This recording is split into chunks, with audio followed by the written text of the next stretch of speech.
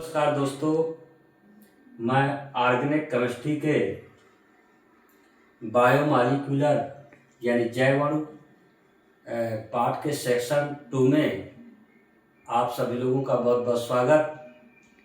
और जैसा कि आप इस चैनल को सब्सक्राइब करें और अपने दोस्तों के पास शेयर करें और लाइक करें। जैसा कि मैं आज जो है मैंने कल वादा किया था आपसे कि मैं जैव अणु पाठ का दूसरा सेक्शन लाऊंगा। इस कारण से मैं आज जो है दूसरे सेक्शन में कार्बोहाइड्रेट का वर्गीकरण पढ़ाना चाहता हूँ।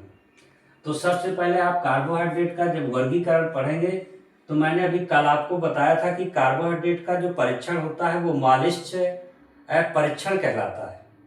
लेकिन दोस्तों, कार्बोहाइड्रेट को दो श्रेणियों में वर्गीकृत किया गया है। जैसा कि कार्बोहाइड्रेट को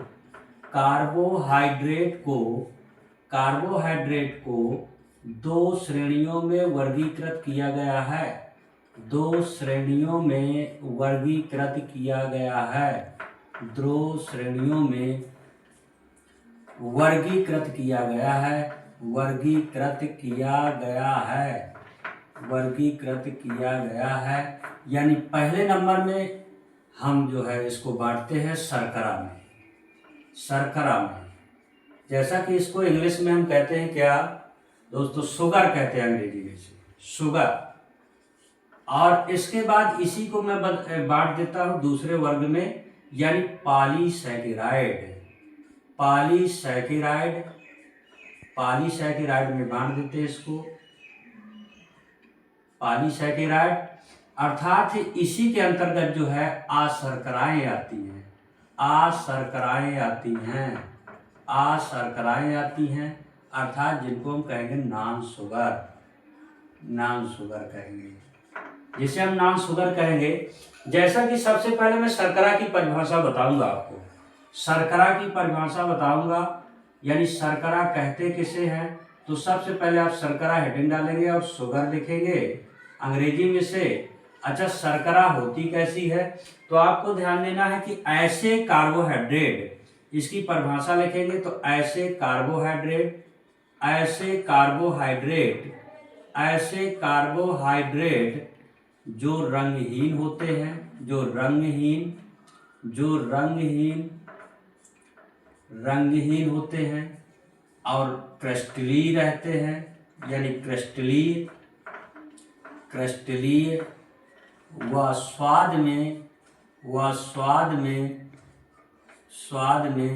मीठे होते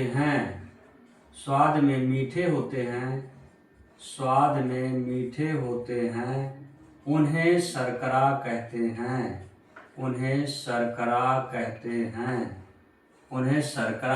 हैं। इस तरह से आप शर्करा की परिभाषा लिखेंगे दोस्तों। शर्करा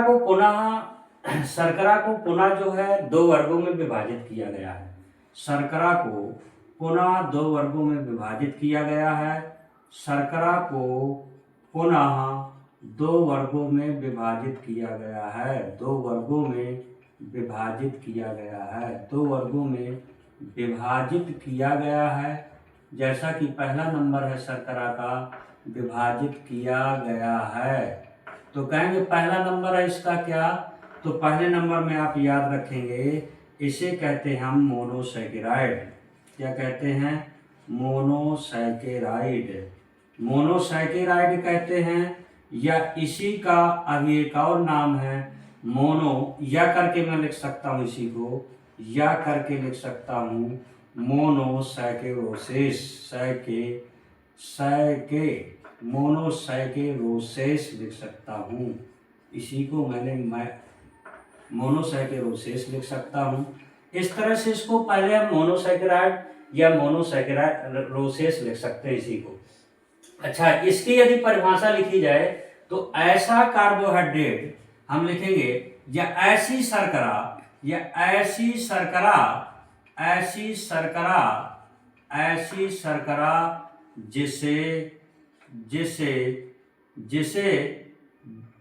जिसे और जल में अपघटित नहीं किया जा सकता, और जल में अपघटित नहीं किया जा सकता, और जल में अपघटित और जल में अपघटित नहीं किया जा सकता, अपघटित नहीं किया जा सकता, नहीं किया जा सकता दोस्तों, उसे उसे उसे मोनोसैकेराइड कहते हैं, उसे मोनोसैकेराइड कहते हैं, उन्हें मोनोसैकेराइड कहते हैं, उन्हें मोनोसैकेराइड कहते हैं। जैसे में मोनोसैकेराइड के कुछ एग्जाम्पल, ऐसी शर्करा जिसे और जल में अपघटित नहीं किया जाता है, मोनोसैकेराइड कहते हैं, मोनोसैकेराइड कहते हैं, मोनोसैकेराइड कहते हैं, कहते हैं, कहते हैं। जैसे में एग्जाम्पल में होगा हमारा, या एग्जाम्पल लिखेंगे हम, जैसे कौन कौन से आपके मोनोसैकेराइड के अंतर्गत आता है। जैसे कि ग्लूकोज,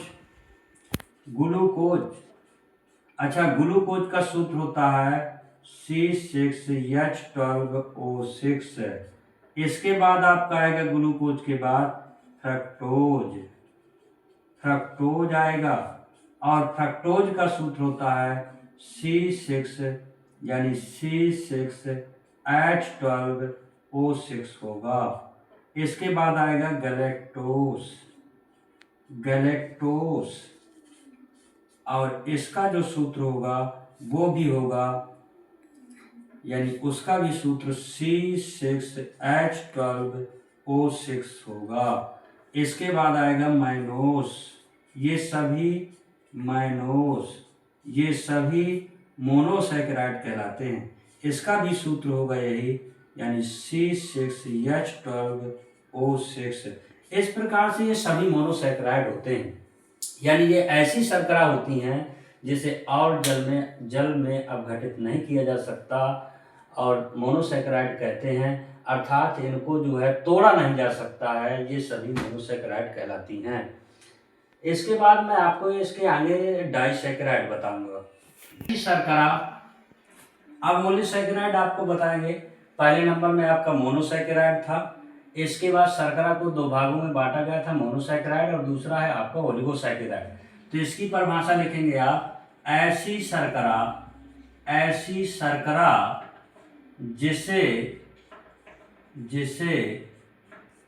जिसे जल द्वारा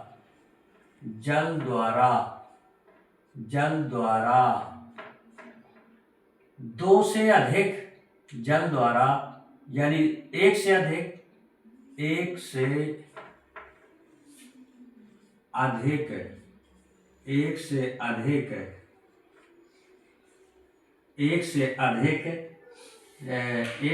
यानी कोष्टक के अंदर लिख सकते हैं 2 से 10 तक के अणु में विभाजित कर सकते हैं, विभाजित करते हैं, उन्हें ओलिगोसैकेराइड कहते हैं, उन्हें ओलिगोसैकेराइड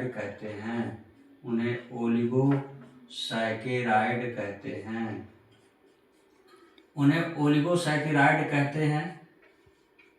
इनके एग्जाम्पल हैं, या जैसे में आप लिख सकते हैं, क्या जैसे में लिख सकते हैं आप, जैसे माल्टोज जिसका सूत्र होता है C12H22O11, ये आपके डाइसैकेराइड कहलाते हैं। इसके बाद है आपका सुक्रोज, इसका सूत्र C12H22O11 है। इसके बाद है आपका लैक्टोज, जो दूध में पाई जाने वाली शर्करा होती है, और इसका सूत्र भी है आपका C12H22O11। इस प्रकार से ये सभी जो है तीनों आपके डाइसैकेराइड कहलाते हैं। डाइसैकेराइड अर्थात ये सभी ओलिगोसैकेराइड के अंतर्गत आते हैं। इसके बाद जो है हम अगला आपका शर्करा था, और दूसरे प्रकार थे जब हमने कार्बोहाइड्रेट का दो वर्गों में बांटा गया, दो श्रेणियों में बांटा गया था। तो पहला था शर्करा और दूसरा था अशर्करा, जिसको पॉलीसैकेराइड कहते हैं। यानी आपका पॉलीसैकेराइड। अच्छा, पॉलीसैकेराइड को जो है, पॉलीसैकेराइड को यानी बड़ी संख्या में इसको जो है विभाजित किया जा सकता है। यानी मोनोसैकेराइड के बहुत बड़ी संख्या में इसको विभाजित किया जा सकता है। जैसे एग्जाम्पल में है आपके, इस पॉलीसैकेराइड के अंतर्गत आता है आपका, जैसे कि स्टार्च आता है और सेलुलोज आता है। सेलुलोज ये हमारे सभी क्या कहलाते हैं?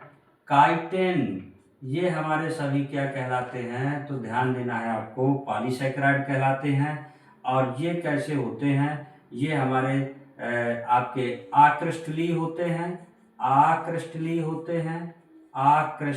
होते हैं और जल में कम विलेय होते हैं, और जल में कम विलेय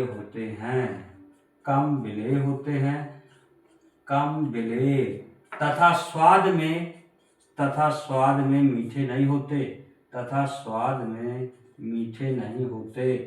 स्वाद में मीठे नहीं होते हैं। इस प्रकार से हमने कार्बोहाइड्रेट का वर्गीकरण पढ़ाया, और अगले सेक्शन में हम कार्बोहाइड्रेट का परीक्षण बताएंगे।